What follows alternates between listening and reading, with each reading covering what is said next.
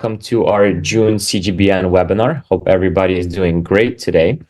Just so that everyone is aware, this session is being recorded. We ask that anyone who is not presenting or is part of the panelists to please mute themselves and turn off your recording. The format is over an hour and a half. We will have a presentation first and followed by the Q&A. We will end the recording after the Q&A. We'll go into the needs and wants. If you have any listings or trade missions, please let us know. We are happy to put it on the CGBN page. After the session will be recorded. It will be on the CGBN page as well as the CGBN YouTube channel. In the meantime, please put your information in the chat, such as the name, email, phone number, and your needs and wants. My name is Dimitro Lockman. I'm the current chair of the CGBN. I also serve as a treasurer for NICAR. I would like to introduce our moderators for today, Jeff Lasky, who is the CEO of NASBAR, and Bill Caden, who is the founder of Caden Commercial and past president of NICAR and CGBN. Bill, Jeff, if you don't mind, you can get into the introductions for the enters. That'll be amazing. Thank you. Yep. Thank you, Dimitro. Good morning and welcome. We have a couple of advocacy experts from the National Association of Realtors here this morning. And as Dimitro mentioned, I also have a co-facilitator. While I'll be facilitating the first presentation, which has more of a residential focus, our second presentation with a commercial emphasis will be facilitated by Bill. The plan is to have each of our guests do their presentation, but save a few minutes after each is done for your questions. Please put those questions in the chat. Keeping in mind, we're going to keep to the time frames of about a half hour for each presentation plus Q&A. And then at the end, as Dimitro mentioned, we're going to do the needs and wants networking. Now, before I proceed, I want to put in a word about the work our presenters in the National Association of Realtors does in the world of advocacy. To say the least, without minute-by-minute diligent oversight by NAR staff, the presentation of the realtor's point of view to legislators and government entities and lobbying to convince those needing to be persuaded of what we would consider the correct or better point of view, it is impossible to imagine what homeownership would look like today. It requires the work of experienced, knowledgeable specialists to monitor and fashion positions benefiting consumers and the real estate industry. So let's dig a little deeper and talk about the top advocacy issues affecting the real estate industry. Our first presenter is Russell Riggs, the Director of Environmental and Sustainability Policy with the National Association of Realtors. He's located in Washington, D.C. For the past 27 years, Russell's advocated on behalf of realtors on energy, environment, sustainability, property rights, and natural resource issues before Congress and federal regulatory agencies. Russell also serves as the advocacy liaison to the Realtors Land Institute, the Global and Business Affairs Group, and the Resort and Second Home Group. Prior to his position with NAR, Russell held positions with the U.S. Department of Energy, the National Governors Association, and the New Jersey Department of Environmental Protection. Russell holds a bachelor's degree from Virginia Commonwealth University and master's degrees from Tufts University and New York University. He resides with his family in Falls Church, Virginia. So family, you have time for family, Russell? I mean, he seems like a pretty busy guy.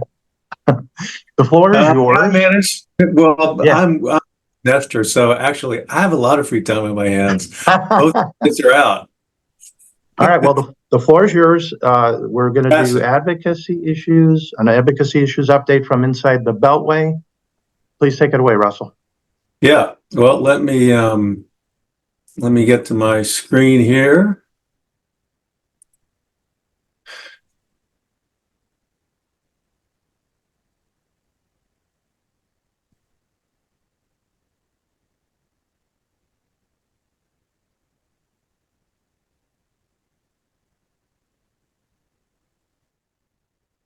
Sorry.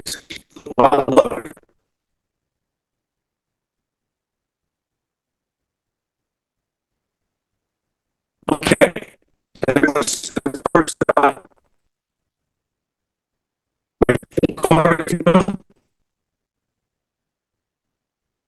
Yes. Is it okay? No, it seems good.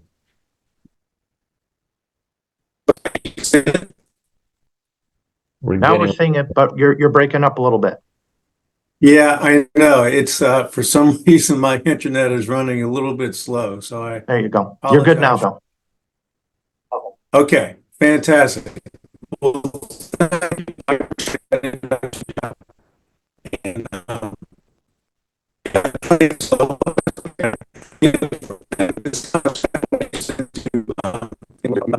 We're, what we're happened? not able to hear you, Russell. We're not able to hear you. You're kidding. Now we can hear you. I don't know if you have to just Now lean you can forward. hear.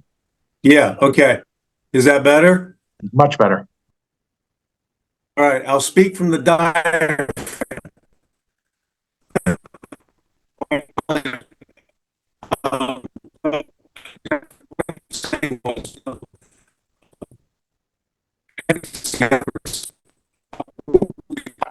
It really is. Same issue again. Yeah. Russell, I wonder if you should jump out and jump back in. Yeah, gosh, sorry about this, guys. Yeah, let me just let me jump out. Now you're perfect again. And Now you're perfect. well, shoot, how about this? I'm just gonna soldier forward, and if you can't hear me, I'll repeat that. I was literally working fine 10 minutes ago. So technology is letting us down a little bit this morning. Okay. Well, so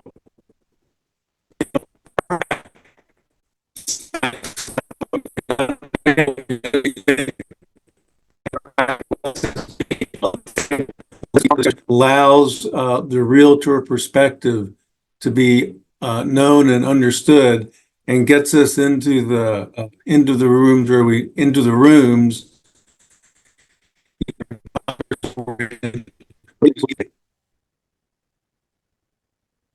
we've got a pretty good track record too. A high win rate for RPAC supported candidates. And, RPAC is really a different creature from other political action committees in Washington, D.C.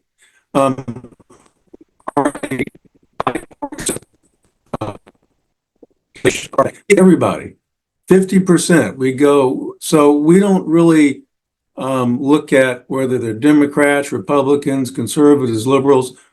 Our main criteria is, do they support realtor issues? And if they do, then they're going to be treated a little more favorably. And some of our recent advocacy successes include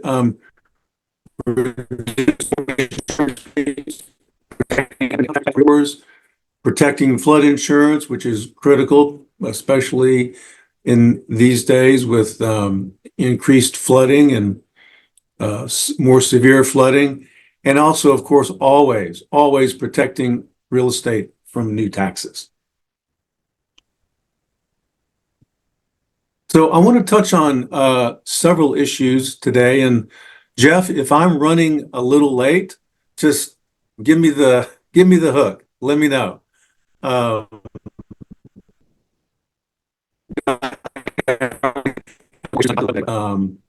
did want to touch on some of these issues that are also global in perspective.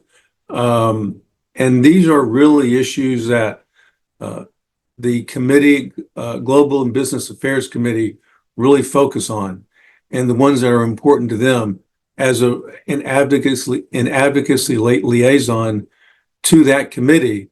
I'm also engaged in and always involved in visa issues and issues of global importance, issues of importance to make sure that we are able to get folks from all around the globe involved in real estate and property ownership. So I wanted to touch on a couple of visas that I know have been important to this committee, to the Global and Business Affairs Committee. First of all, I wanted to touch on the H-2B issue, the H-2B visa. This is a visa program that allows U.S. employers to hire guest workers to fill temporary, usually around 6 months, temporary non-agricultural jobs in the U.S. This is a program that is administered by the Department of Homeland Security and the Department of Labor. This is really an important visa program because it allows workers to come in, guest workers to come in and really fill spots and fill jobs that American workers do not want or employers are unable to fill. And a lot of real estate developments use these to hire maintenance staff, wait staff, support staff. You know, a lot of times in the winter, the ski lift operator is operating that ski lift under the auspices of a H-2B visa. A lot of times a lifeguard, when you go to the beach in the summer, that lifeguard is there under an H-2B visa. But it's only after the employer has gone through a lot of hoops, a lot of processes to try to fill that job with an American worker. Only then do they turn to the H-2B visa program.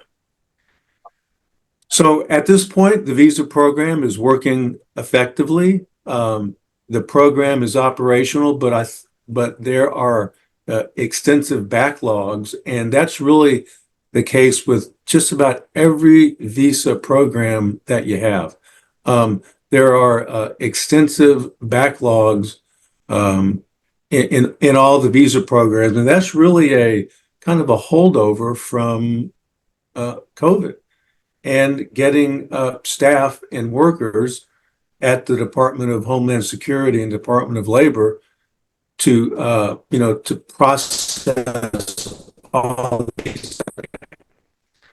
For this year, there is no current reform or modernization bills introduced in Congress, but the one action that has happened is the Department of Homeland Security and Department of Labor recently approved an additional over 64,000 new H-2B visas for fiscal year 2024. And that's over and above the 66,000 that was authorized by Congress.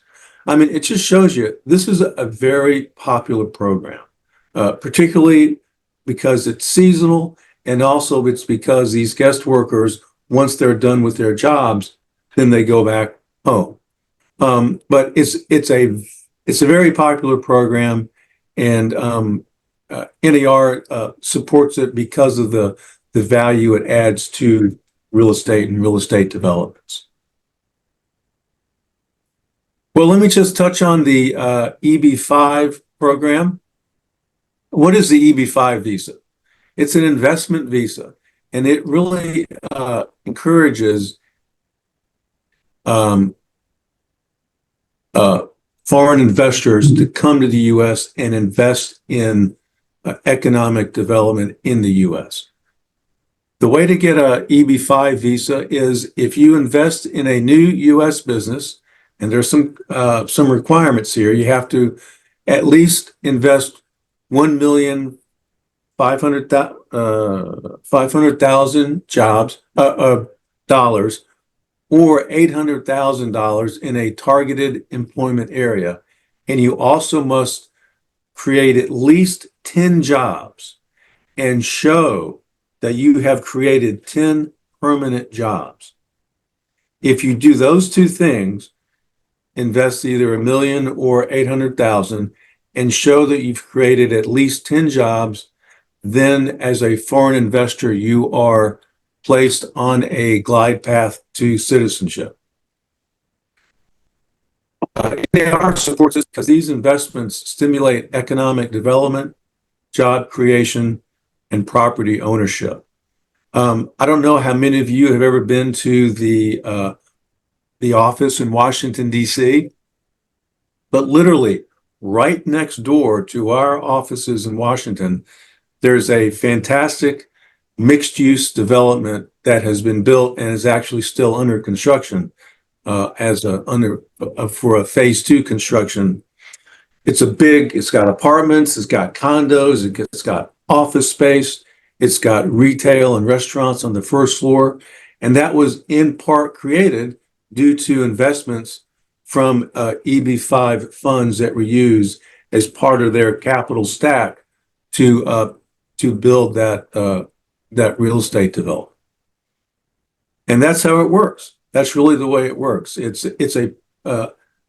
These foreign investments, it's a pool of money that can be used for all different kinds of investment purposes, as long as you can show that you've created 10 jobs and invested at least either $1 million or $800,000. So similar to the H-2B program, the current status is that it is an operational program, but backlogs do exist. There was legislation about 2 years ago that instituted extensive and comprehensive accountability, oversight, and transparency reforms.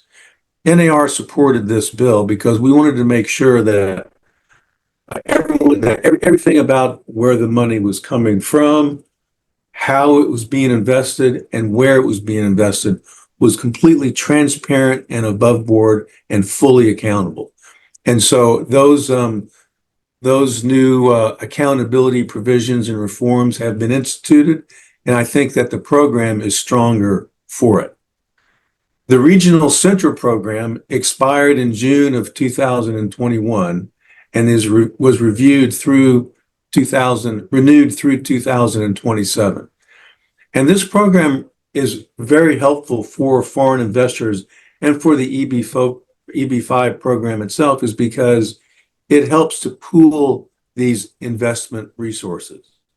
It helps to pool them, and then the Regional Center program then distributes the money according to various criteria.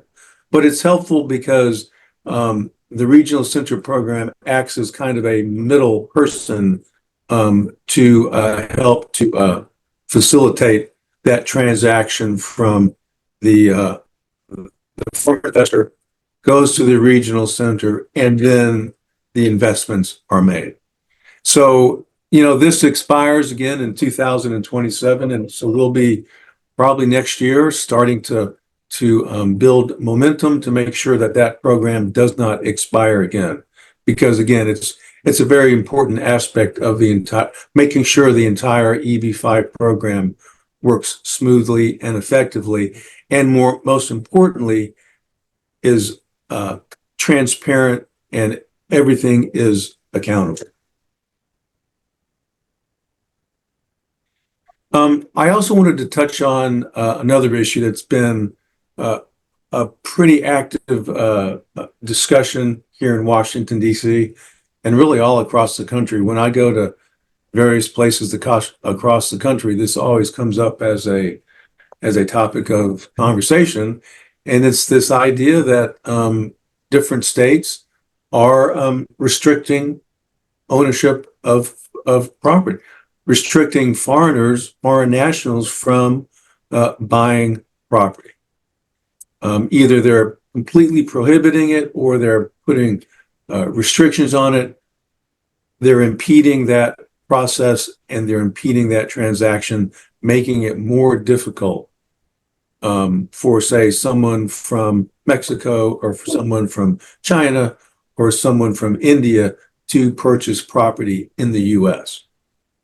And there's been a recent uptick of these efforts to restrict foreign ownership of real property. I just wanted to touch on a couple of entities that I wanted to touch on, kind of the existing regulatory structure that exists now to monitor this issue. And there are a couple of programs, government entities that help to monitor and review and provide some oversight on this.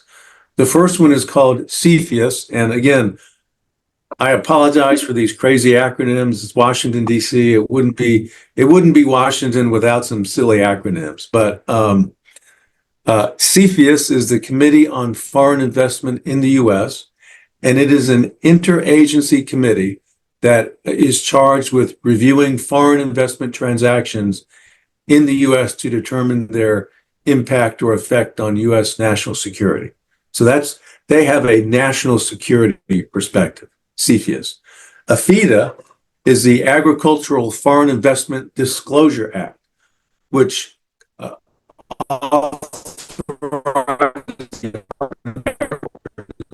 foreign transactions and ownership of agricultural land. So this is really, so AFIDA is really much more focused on the agricultural aspect of it. Are foreign entities buying up fields or agricultural equipment or anything related to agricultural markets or agricultural sectors?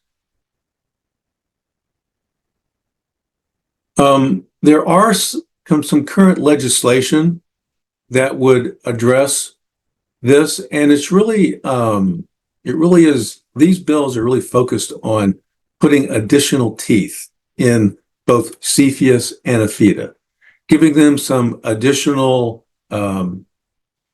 powers of accountability, oversight, if you will, on both AFIDA and CFIUS. The AFIDA Improvements Act would strengthen reporting and enforcement of farm ownership of U.S. ag land in the U.S. The PASS Act would prevent covered foreign persons from China, Russia, Iran, and North Korea from investing in, purchasing, or acquiring ag land, and would also require CFIUS to review transactions that would result in control by a covered foreign person of private real estate used in agriculture. So again, that's more of a combination of both CFIUS and AFIDA. And then finally, the Farmland Act would also strengthen oversight and transparency of AFIDA, just giving them some additional teeth and additional oversight and responsibility to review these agricultural transactions.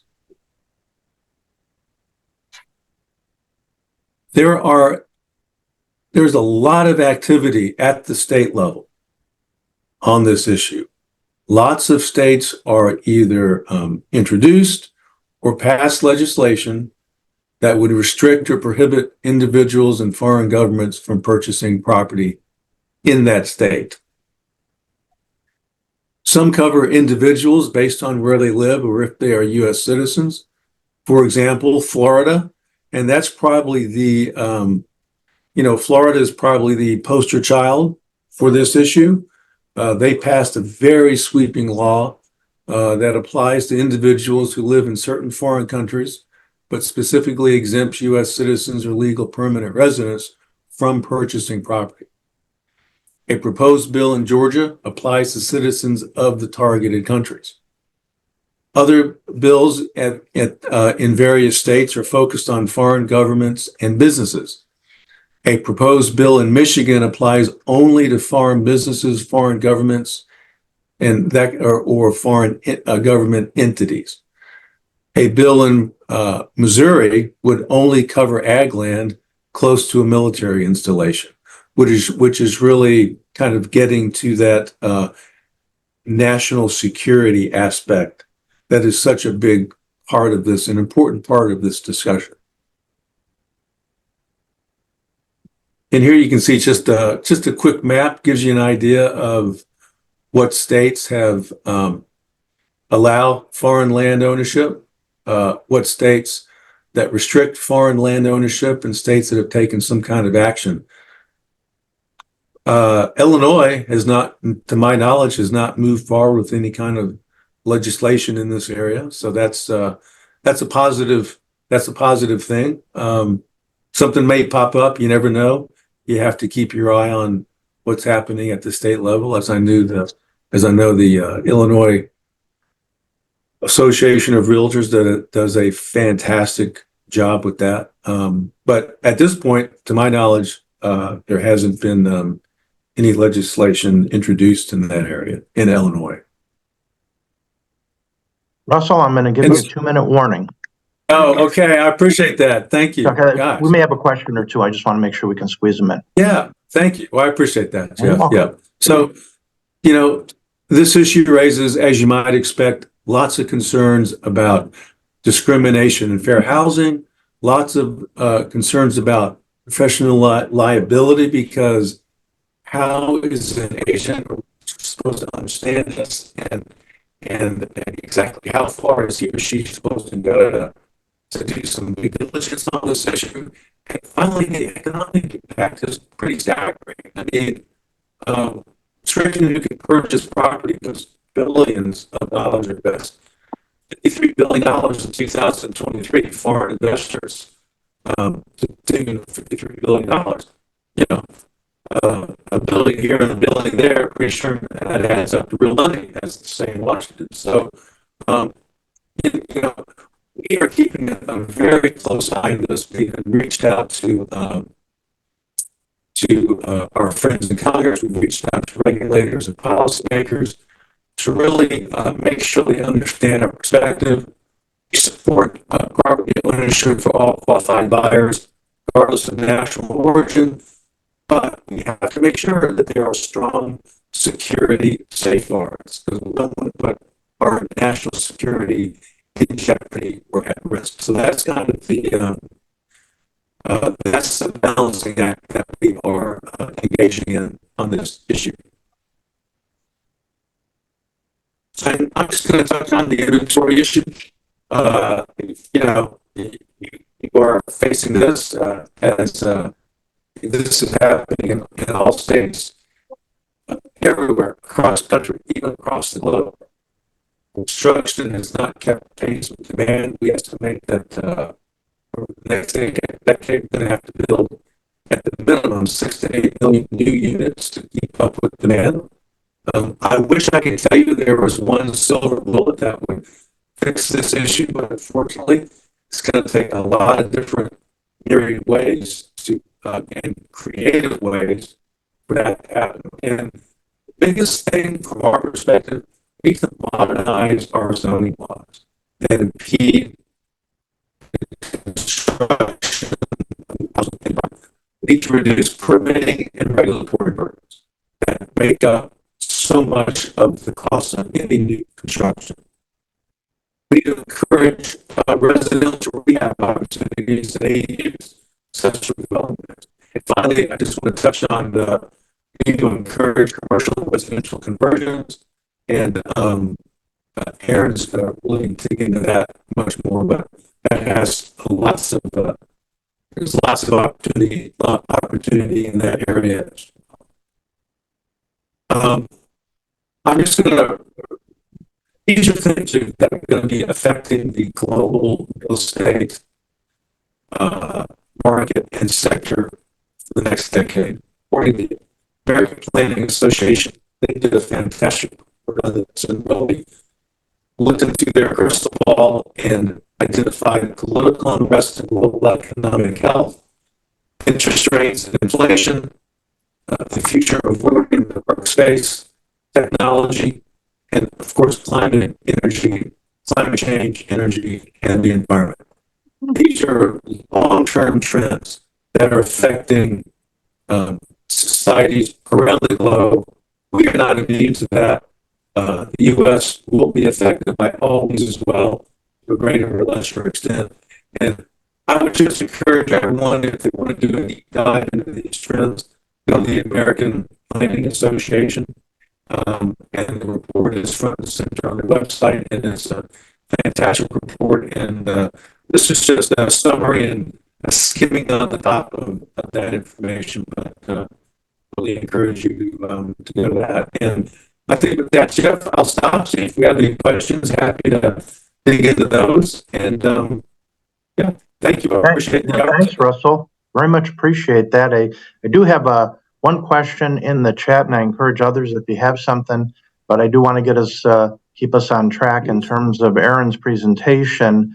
Russell, I don't know if you have anything on the latest on the lawsuits challenging the Florida law, restricting the foreign nationals buying property in that state, especially, I think, Chinese nationals.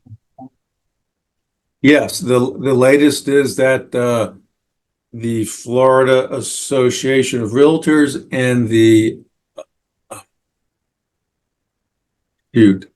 AREA, the Asian Real Estate Association, have dropped lawsuits, and actually that law has been stayed pending the litigation. pending the outcome of litigation. So clearly, our members and the Florida Association have identified this as being a real challenge for them, just because think about everyone who wants to move to Florida or buy property in Florida. It's going to have a huge economic impact on their real estate market. So they have indeed dropped litigation, and that litigation is moving forward. I'm not privy to the exact stage of where that is, but there is litigation, and the law has been stayed pending the outcome of that lawsuit. Terrific. Ahmed, I know you unmuted. Did you have anything else on that you wanted to ask, or? No, that was good. Thank you. That's good. Then I think at this point in time, first of all, thank you very much. Terrific presentation, Russell, very helpful. We'll turn it over, Bill, to you. I know that Erin's going to talk about conversions at some point in time in her presentation as well. So the floor is yours, my friend. Thank you very much, Jeff. We're looking forward to this. I put my red shirt on today to represent the commercial brokers on the board and to highlight this. And I thank Russell for giving us a lot of information that's helpful to the commercial realtors. So we're looking forward to Erin. Erin Stackley is the director of the commercial and policy oversight at the National Association of Realtors. She's been with NAR since 2012. She handles NAR's commercial federal issues, including commercial real estate financing, small business programs, and rental housing issues, as well as coordinating the overall policy agenda across areas of NAR. She is the staff executive for the Public Policy Coordinating Committee, the Commercial Federal Policy Committee, and the Single Family Investment Management Committee. Erin received her BA in Political Science from James Madison University and her JD from the George Madison University School of Law. She's a member of the Virginia State Bar. Prior to joining NAR, she held positions in the House of Representatives and the Department of Defense and for the National Federation of Independent Businesses. So I'm looking forward to the issues, that she sees confronting commercial real estate people. So without any further, Erin, I'm going to turn this over to you. Great. Thank you, Bill. Appreciate it. I guess I'm just going to do a real quick check that everybody can hear me okay. Great. Thank you. All right. I'm going to start sharing my screen and get this presentation going. Oops. You'd think after several years of doing this, you'd have this down to a science. All right. And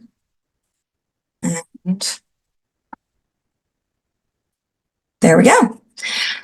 So thank you all for having me today. It's a really interesting time in commercial real estate. Commercial real estate as an industry was hit in a very different way than residential real estate by the trends and changes that came as a result of the COVID-19 pandemic. And so we are definitely still seeing a lot of recovery going on in that space, and changes still coming out of those. I'm going to start off with talking about the commercial building adaptive reuse policies, which Russell mentioned before. This is one of many sort of arrows in the quiver that we're looking at for how do we address the the housing supply and affordability crisis that the country is facing.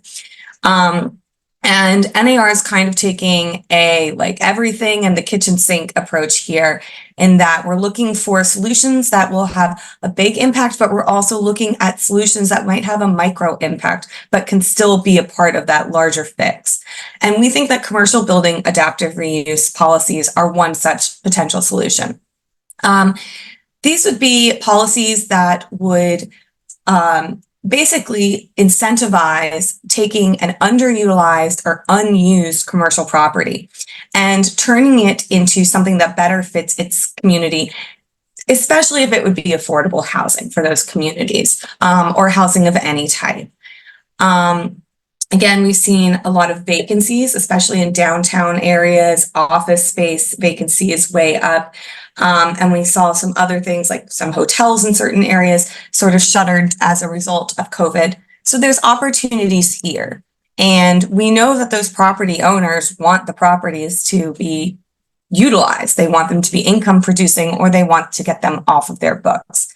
And so we have been talking with Congress for a few years now about, well, how do we get something out federally that can help with this?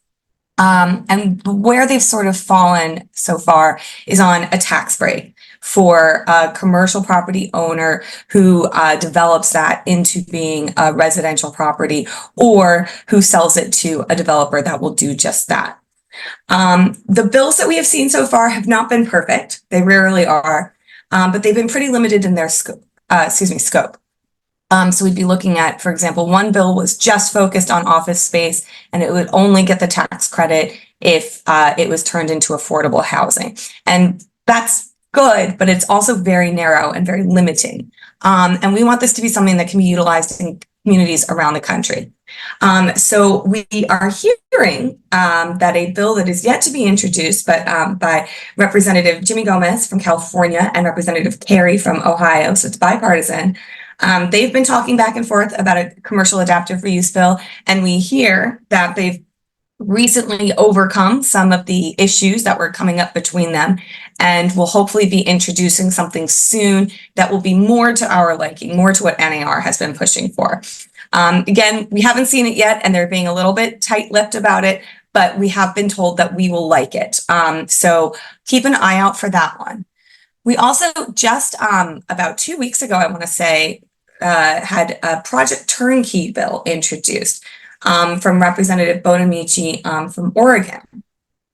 Project Turnkey is based on a pilot program that the state of Oregon did using their American Rescue Plan funds. If you'll recall, in 2022, a lot of money was sent out to the states, and they could use it for anything that was considered to be responsive to the pandemic.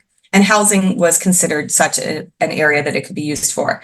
So what Project Turnkey will do is provide flexible housing assistance to quickly convert unused buildings into affordable housing and emergency shelters.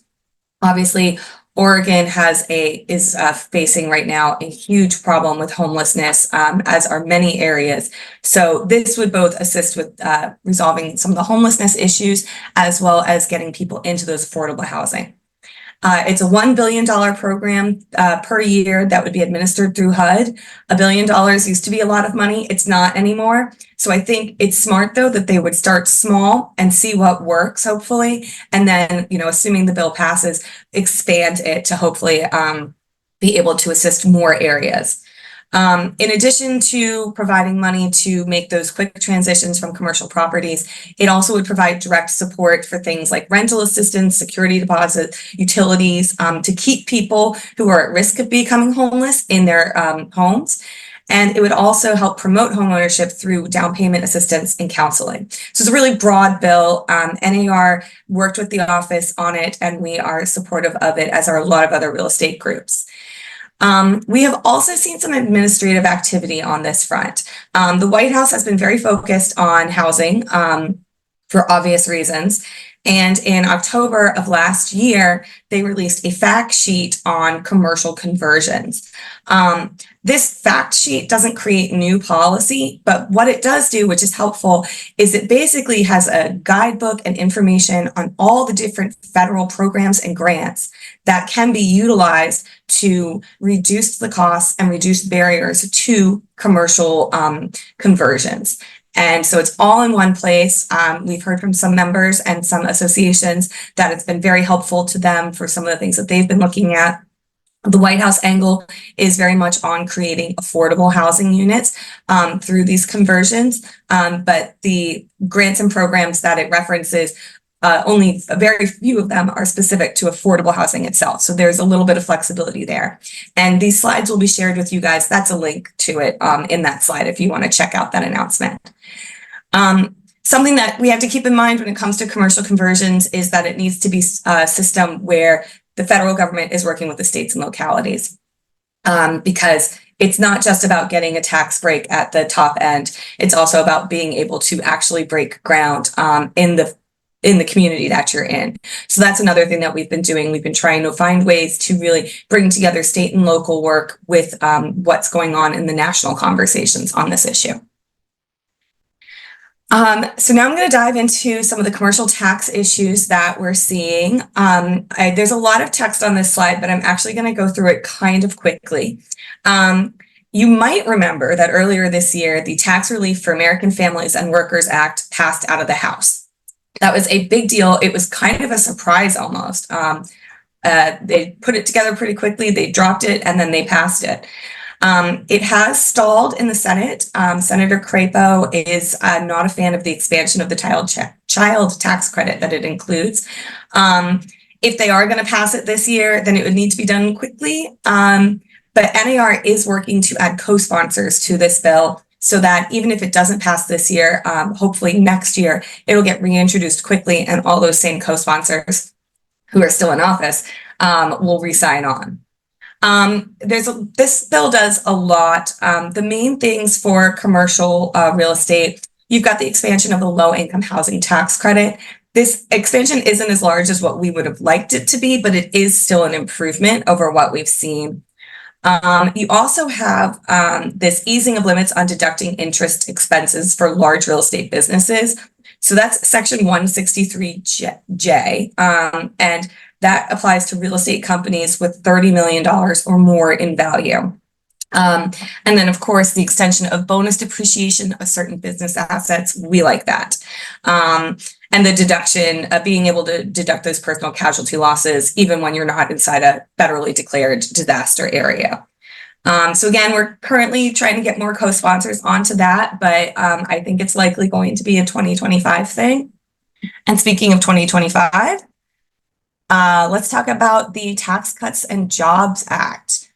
So actually, first we have to talk about 2017 when it passed. In 2017, when this was working its way through Congress pretty quickly, NAR really jumped into action to protect a lot of commercial tax provisions. A big one was 1031 like-kind exchanges. Another big one was protecting against capital gains rate going up. These provisions will expire in 2025.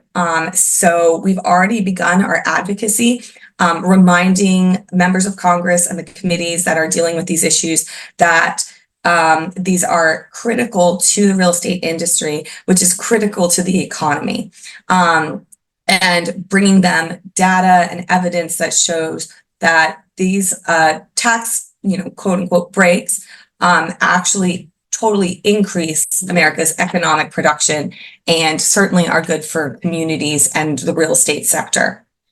So right now, as we're talking about these expiring provisions and the extensions, we have many on the left support extending some of it, which might be surprising because this was a completely Republican bill. But, we've all been living with it for 8 years, and I think that there's a lot of good that came out of it that the Democrats recognize.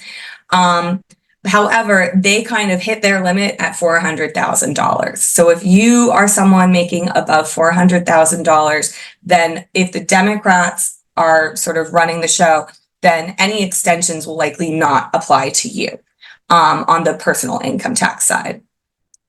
So what do we have that are under threats? Well, I just mentioned the two big ones for commercial, which is the 1031 like-kind exchange and capital gains. 1031s are not well understood. And they're certainly not well understood by people who don't work in the real estate industry. And so basically, every time there's a new crop of members of Congress coming in, we have to pound the pavement and teach them about what a 1031 actually is. If they've heard of it at all, they frequently just hear loophole. So we have to come in and we have to show them 1031s that have occurred in their district and how they were, they took something that was maybe a non-producing asset and made it producing for that economy. We have to show them that ultimately when someone sells a property that they've purchased through a 1031 like-kind exchange, they end up paying higher taxes on it at that point. It actually ends up bringing more tax dollars into the economy. They also invest money in these 1031 exchange projects. So you're seeing an asset get improved in these communities. So those are the kinds of stories, kind of testimonies that we bring to the Hill. We also, of course, have our research team always doing more research and data dives for us. So we have the numbers to back that up. Capital gains, another one. There's been discussion about raising it up to ordinary income rate or even higher, getting rid of the step up in basis, or taxing capital gains before they've been realized. So in other words, when someone dies and their heir inherits it, then having capital gains run right then and there. I will say that many Democrats do support the 1031 like-kind exchanges and don't like the idea of getting rid of the step up in basis. So we know that we have a basis of support in the Republicans and among many Democrats. The best thing for commercial real estate, and I hate to say this, but it's divided government. In many ways, what we are fighting for when it comes to tax issues is to maintain the status quo, to make sure that things don't get worse or harder. And so having government that has to work together and has to compromise is frequently the best situation for commercial real estate when it comes to taxes. So we will see after November what's going on there, but we've already begun our advocacy campaigns on this, and we're already gearing up for the fight in 2025, regardless of who's in charge of whichever branch of government. So stay tuned there. One thing that might be back on the table from the Tax Cuts and Jobs Act is a Qualified Opportunity Zones program. You might remember that this was a program that was created for lower income areas, where basically you would get a capital gains rate break if you invested in these areas for non-passive income producing projects. A lot of people saw a lot of potential there. It is a program that runs over a certain time period, though COVID really interrupted it, and I think threw everything off. We would like to see it revisited, reset the deadlines, maybe provide new opportunities to invest, maybe even redraw some of the boundaries for the zones themselves, which may have changed. And there may be more reporting requirements that come with that, but we'll see. So that's something that we're sort of able to advocate in support of there, which is nice to do. Going straight from one fun topic to another, commercial real estate debt maturation. So between 2023 and 2025, about $1.5 trillion in commercial real estate and multifamily debt is maturing. In this year alone, we're looking at $930 billion. About 50% of that is held by banks, 10 to 12% of the multifamily is held by GSEs, and then the rest are held by life insurance companies, commercial mortgage-backed securities, etc. A lot of this debt was originated under very different market conditions. In 2024, we have higher interest rates. Obviously, as I mentioned before, office vacancies are up, downtowns are struggling. Inflation, we've all seen how much it costs to buy a dozen eggs at the grocery store, and that applies across the board to goods and services. They're still seeing some effects of some supply chain disruptions, and insurance costs are also really high. So this is kind of a perfect storm here. And it's scary for commercial borrowers, it's scary for investors, and it's scary for the banks. So what we are trying to do, again, is take a proactive approach here, a common sense approach, prudent but flexible, when it comes to our advocacy on this, and really our conversations with policymakers who have some sway over this. So what can be done? And I want to just begin by saying that these are market-driven issues, really. There are things that have been exacerbated by regulatory burdens, but much of this is market-driven issues. So what we are looking for are market-oriented solutions here. Way back about a year and a half ago, we joined with some other commercial real estate industry groups and reached out to the financial regulators, asking them to basically put out a letter for the lenders that said, you can take prudent steps and flexible approaches with your borrowers if they are approaching, having to refinance and their loan conditions are going to be wild compared to what they were when they were originated.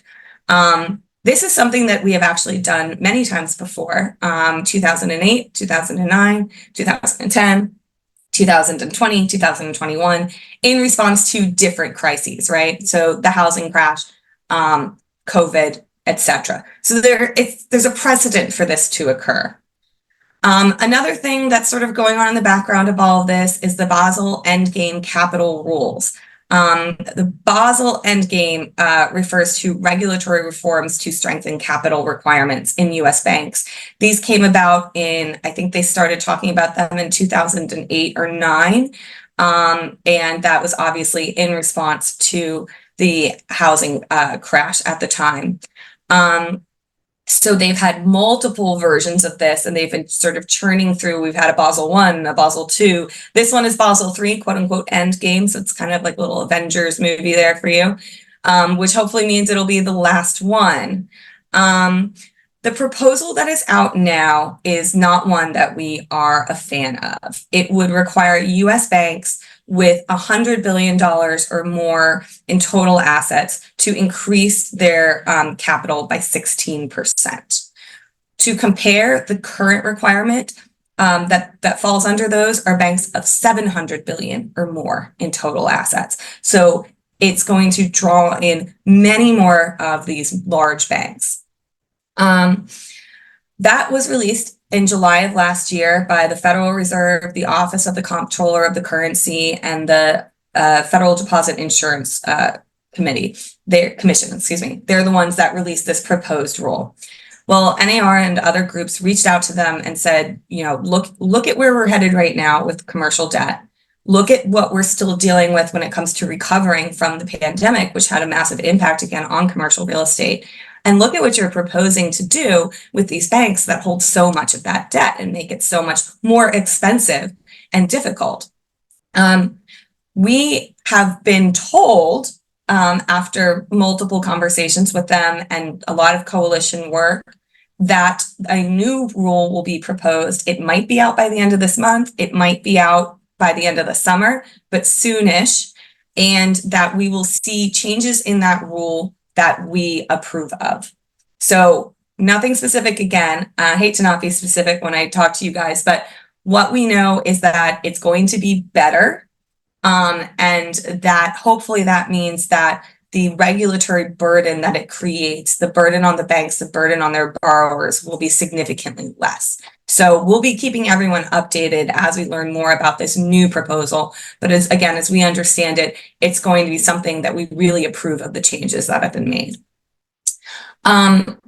So another thing, and we've already talked about tax reform, obviously, but tax reform can be something that, sort of lessens the issues here. And that would be through, just not making things harder for commercial real estate investors and lenders. State and local assistance with conversion efforts. And basically, if the federal government could stay out of the way, then we think we just need a little bit more time for the market to continue to recover and correct itself. And, they tend to sort of make things a little bit worse. Erin, we have 2 more minutes. Gotcha. Well, this is my last slide and I'll be fast. Thank you, Bill. My very last point that I wanted to talk to you guys about is the Safer Banking Act. So this is a weird issue kind of because it relates to legalized marijuana. And basically, as you know, I think about 37 states now have legalized cannabis in some way or another. And the trend seems to be that they're going to be continuing to do that. So what the Safe Banking Act does is it creates a safe harbor for financial institutions to accept income derived from state legalist cannabis sales in those states. So what does that jargon mean? It means that if you in any way get any income from cannabis, if you are a property manager and there is a dispensary in the shopping center that you manage, if you sell a warehouse to a cannabis producer, whatever they do, I'm not sure. But if you sell a warehouse for them to do it in or plots of land for them to grow the product in, then the income you get, the commission from those sales or anything else, technically, federally insured banks are not supposed to accept that. And should there be a especially aggressive attorney general, they could go after those assets under civil forfeiture law. So the Safe Banking Act basically just bypasses that by saying, if you're in a state and it's legalized cannabis and you're getting income from it, then bank with a bank in your state and you'll be fine. It's been around for a while now. In September 2023, for the very first time, there was some progress in the Senate. It's really never moved in the Senate, but it passed out of the Senate Banking Committee by a bipartisan vote of 14-9. I should add, it's a very bipartisan bill.